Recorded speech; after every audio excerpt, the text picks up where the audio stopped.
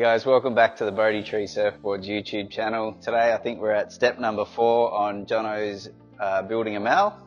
So today what we're going to do is look at putting the top deck on the board. First thing we're going to do is flush the foam bracing back to the foam, then lay the glue beads down and put the top deck on. We'll go through a few intricacies along the way of things that are important to remember when you do put that foam in. Which if you're up to this stage you probably wouldn't have seen it for the last one, but maybe if you jumped ahead you will. So we're going to get stuck into it, and the first thing we're going to do is actually spray some water on the outside of the top deck. Not enough water to make it wet, but enough water to let those fibres expand, and what you'll find is that over a 5-minute period you'll get a cupping of the top deck, and what that will allow it to do is adhere to the deck roll shape. One of the design features with the frames that we make is there's not a lot of complex curve in the top deck, which means there's not a lot of rocker and there's not a lot of deck roll. There's enough to make it easy. The more deck roll you have in a board, the easier it is to use your weight to turn, because the more roll, the more you're going to push it. But the more complex curve, the greater the nose rocker you can get. So what you'll find in a Bodhi Tree surfboard's frame is there's a lot more displacement towards the front end, and it's because we're being sympathetic to the timber and not to some design principle. We're using the materials that we've got to make the best boards that we can. So let's get started, Jono. Okay, what we've got here is Jono's top deck of his board. So what I've done is sanded the inside of the top deck, or sorry, Jono actually sanded the inside of the top deck, and that's basically to make sure that there's a mechanical key, which is that scratch from all the glue. Now what we've just explained is that we're going to spray it with a bit of water, and that's going to help the fibres, sorry about the dust boys, help the fibres expand and get a bit of cupping. So again, we're not trying to make it wet, it's really just that squirt, and what I'm going to do is turn it over, and you can see that it's pretty flat at the moment, if you can capture that, Jono. And then what we'll see by the time Jono's finished this next stage is that it's actually started to cup itself, and that will help us to adhere to that deck roll. You don't need to do it, but if there's a lot of complex curve, if you put extra rocker through the nose of the board and you don't do this, you'll probably find that down your stringer line you'll get cracks. It's a pretty common thing when there's too much rocker or there's too much deck roll and rocker. So just look at the frame you've got. You might need to sand a bit of the rocker out on the top, not on the bottom. The bottom it won't matter. So we're going to take the board in to the other side of the workshop and get the sander onto the foam. Okay, so the next part of the build process is basically flushing off the foam to the height of the ribs and the frame. The reason that we want to do that is that we want this foam to become connected to the top deck.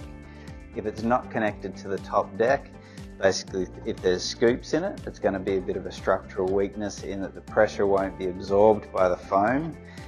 The compression will have to be taken up by the deck, which is okay.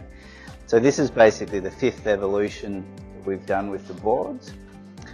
Before that we used to use a timber bracing, which is why we've got these 6x6mm cutouts. So if you do buy a frame, it's easy enough to get a 6x6mm Polonia strip that you can put through it. But what that will do is help you get compression, and that compression will drive forces through the board.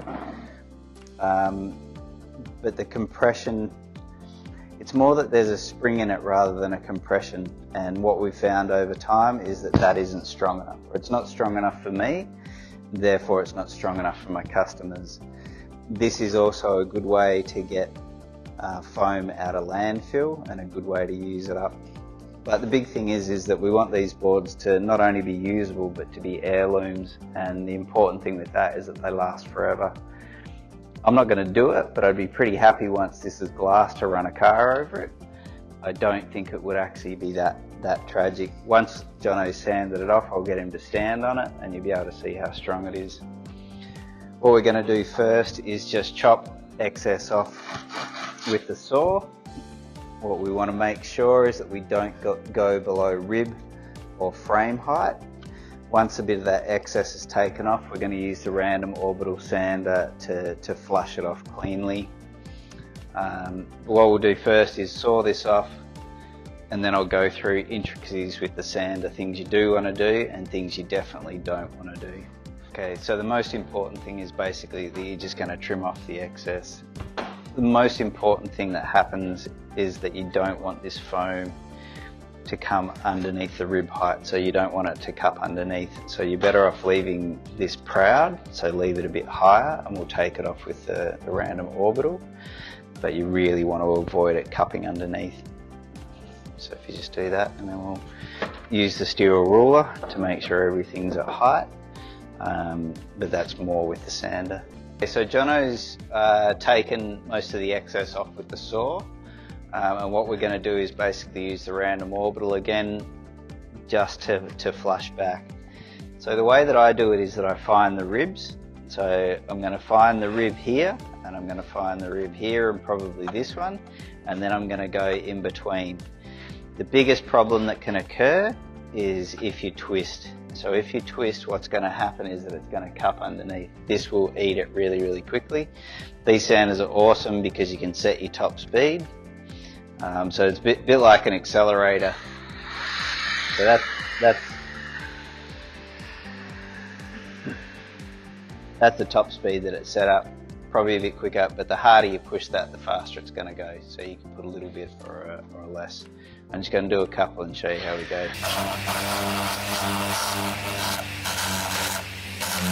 Okay, so we've just gone over with a sander and found a couple of bits. Now what you'll see if you get a ruler or a straight edge of any sort is that there's parts that are still proud. So in between the two ribs with that straight edge, that's still proud. We're through here, that's pretty good. So that's not because of that. But basically when we stick that top deck on, it's all going to become one structure. Now there's parts like this that are sunken. With the polyurethane glue it will expand, but it's not ideal. You know, you're better off taking your time and making sure that this is correct, because it is a weakness in the deck structure. But you can see things like that, but it's nice and clean. So you just want to take your time. Again, what you don't want to do is to tip the sander. If you tip it, it'll eat it in seconds. Yeah, so just take your time. Now what we've found here is that this one wasn't glued in properly, which isn't a problem. Jono will just have to be a little bit more careful when he sands the top of that, but what we'll do is just glue it and put that top deck on. It'll all come good.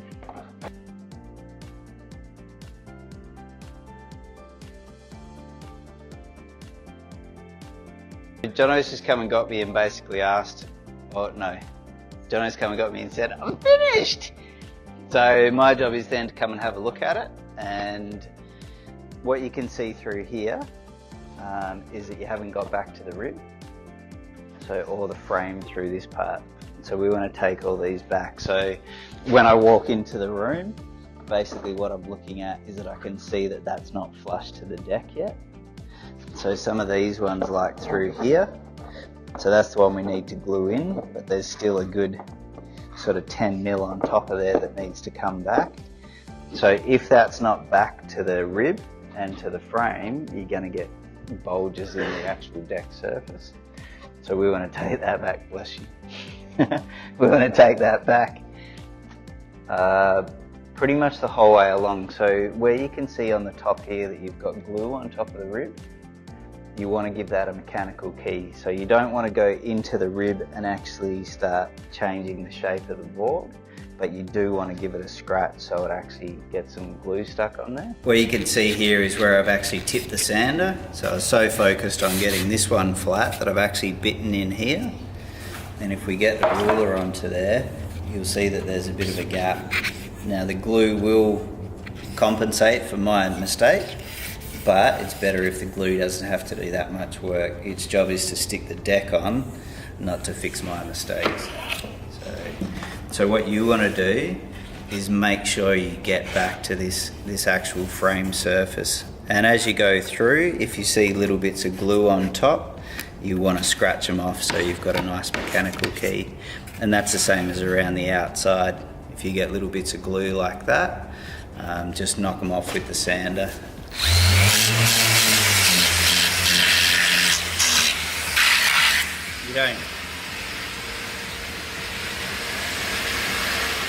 You don't need to do the whole top surface, but basically if there's any boogies on top, knock the boogies off. But other than that, just go over it again, make sure everything's that sort of flush, and then take it from there. Okay, so what we've got here is the bracing for the board, and an important thing that we really didn't explain last time, so we're going to jump forward in time, is that when you put the bracing through the middle, especially for the fin box, is that you want to cover all the touching sides. So this bit busted out because there wasn't quite enough glue on it. But what we want to do is just make sure that everything that's touching has glue on it. And then when that goes in, it's stuck in firm. So with these ones around the fin box, the most important thing is that they're really tight. So what we've done is put clamps on these while it was drying. And the reason for that is that if these aren't tight, what will happen is that you'll start to get rattlers. So when you route in from underneath, you'll find you actually start routing into cavities. And when that happens, it ain't good. With this one, it's just another one that's busted out. We're going to put that back in, but because we're doing this just before we're about to put the top deck on, I'm just going to flush that out and then basically just put a bead of glue on those touching surfaces and glue it back in. So I'm just going to get this to deck height.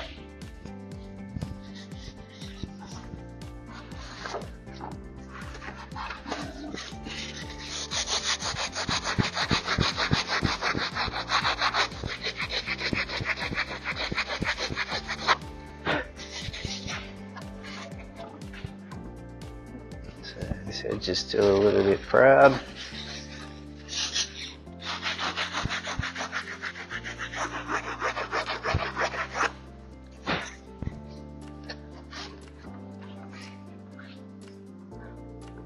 Just take a little bit more out of there. The deck will hold it down, but we don't want to change the shape of that deck roll.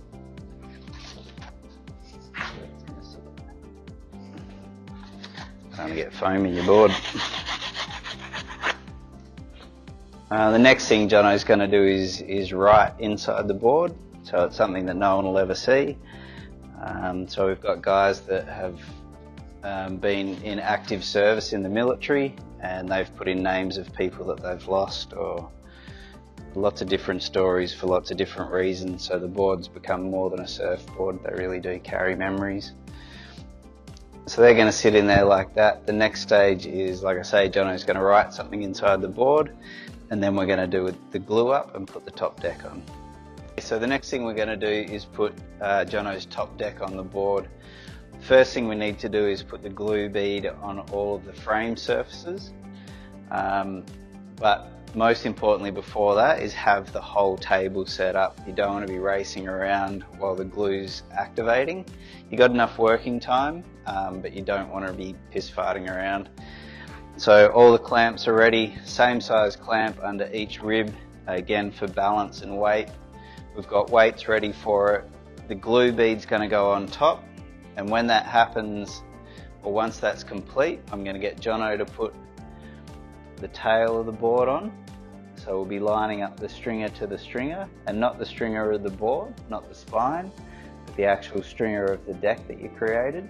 So that'll get lined up with the top deck on here. So an example is basically going to be like that, like that. So deck to deck, and once you lay that down, I'll lay the top down. Then we're going to lay weights over the middle of the board, and then we're going to put the clamps on. Now, again, there's lots of different ways to do it. If you're doing strip planking, you don't need to do this obviously because you're laying each strip on. With the clamps, you can obviously lay bits of timber across it and just clamp the edges. You can use glad wrap. There's lots of different ways to do it. This for me is just nice and consistent. So with the glue bead, the most important thing for me is just going through all the frame first. Now as the glue goes on, when you get to parts of the frame where there's no foam around it, occasionally the glue will actually roll off. Now if it does and you can see it, basically you just want to make sure that that's filled the whole way around. I suggest don't push the glue in like that, so don't actually have the glue bead in front of the bottle.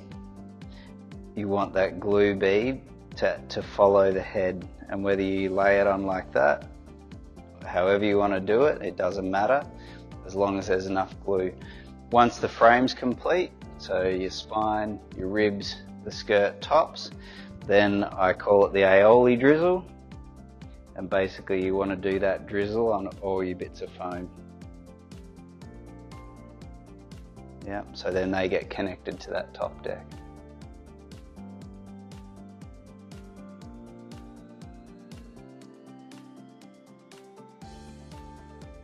So we're just about to glue Jono's deck on. The absolute last thing I'm going to do is just give it a sweep, just to make sure there's no dust on it.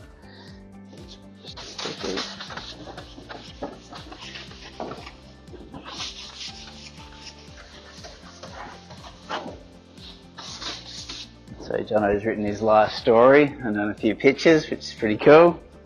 So we're going to line the stringer of this deck up with the stringer of that deck. So the spine of the board might twist, but we know that these stringers are straight. So you're going to lay that down, and then when you're ready, I'll lay the front down. Then I'll get you to put a clamp on the last rib. So only the last rib. I'll do the front rib, then we're going to put some weights through it, and then we're going to do the exact same rib at the exact same time with the exact same size clamp. Okay, so you want to go that end.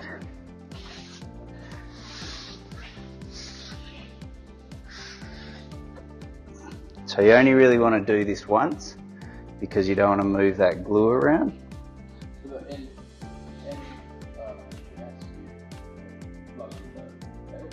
Yep, you cut it out, so it's your deck.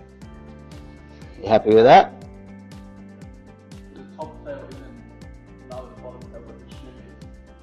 The stringers are in line because yep.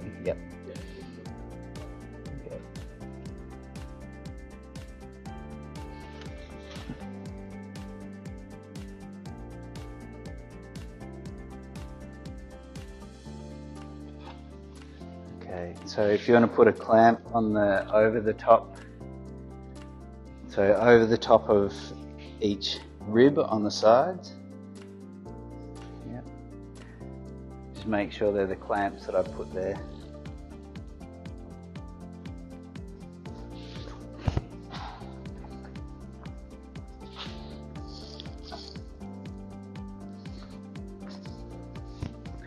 So because we wet the top surface of this, it's cupped a little bit, but what we want to do is put some weights through the middle.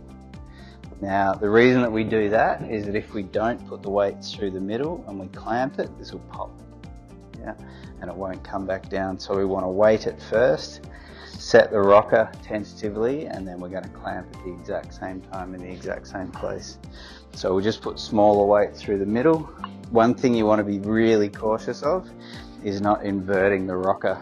If you put too much weight on because you're doing the right thing but being hyper careful, it will invert the rocker, so be cautious of that. Yep, so the whole way through the center of the board.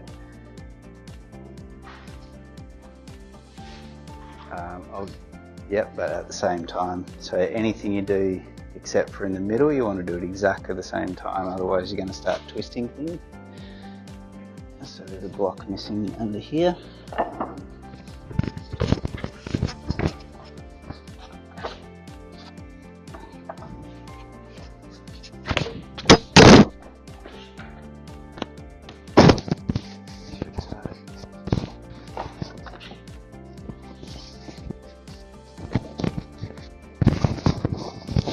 See, let me goggles.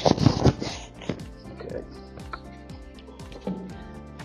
So if this isn't set up properly, what will happen is it will invert and you'll stuff up your settings from before. Let's get another couple of bits of timber.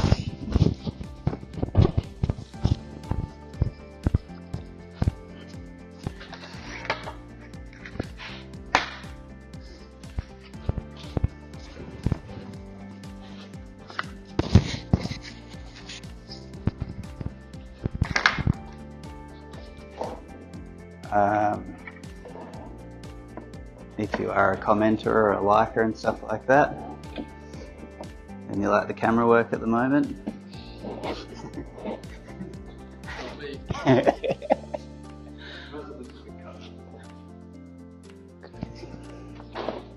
so if you just want to lay a couple more weights the whole way through the middle, just the smaller ones, yeah.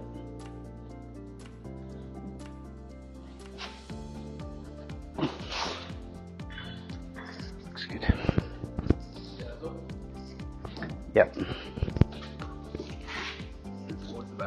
Yep.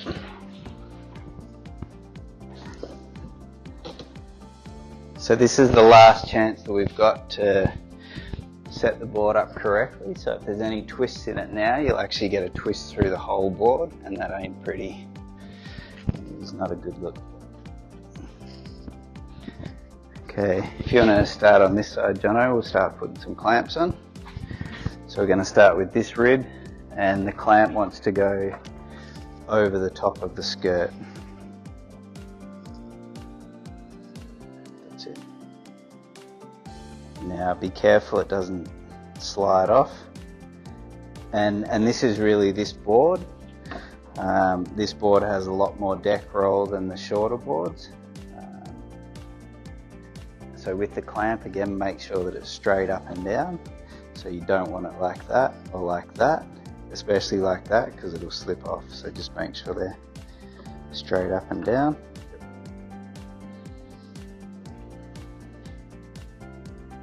So just put that over. Okay, next one. Ooh. Yep.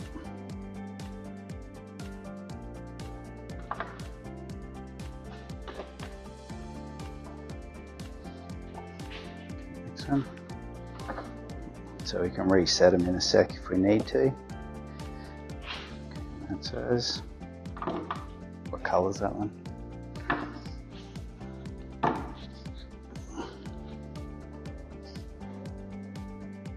Yeah. So make sure, yeah, probably add a little bit further. We'll just leave those for now.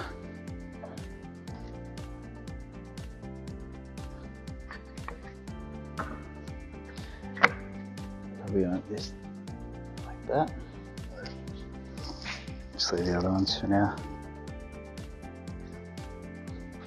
That's it. So this one.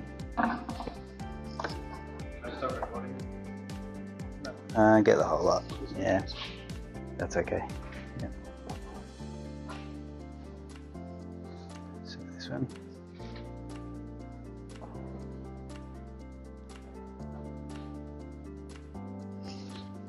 This one.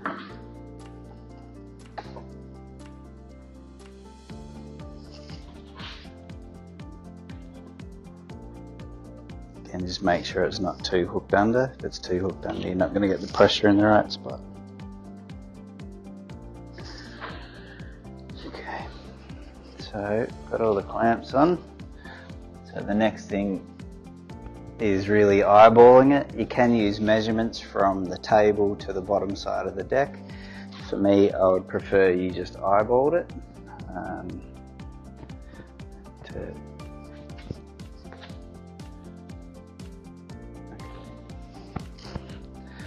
So there is a twist in the tail here. We can shift that just by just a little bit of pressure.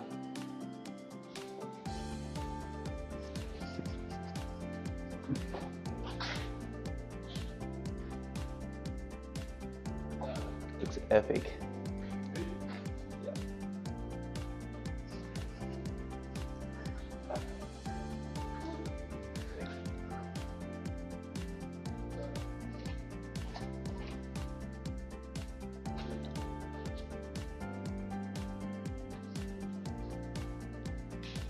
So when I look underneath the board, what I'm looking at is that I can see the same plane the whole way.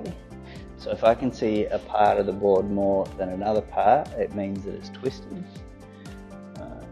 So through the tail here, I can't see the opposite side of the board. So there's a twist here. So I'm just going to put a little bit of timber under there.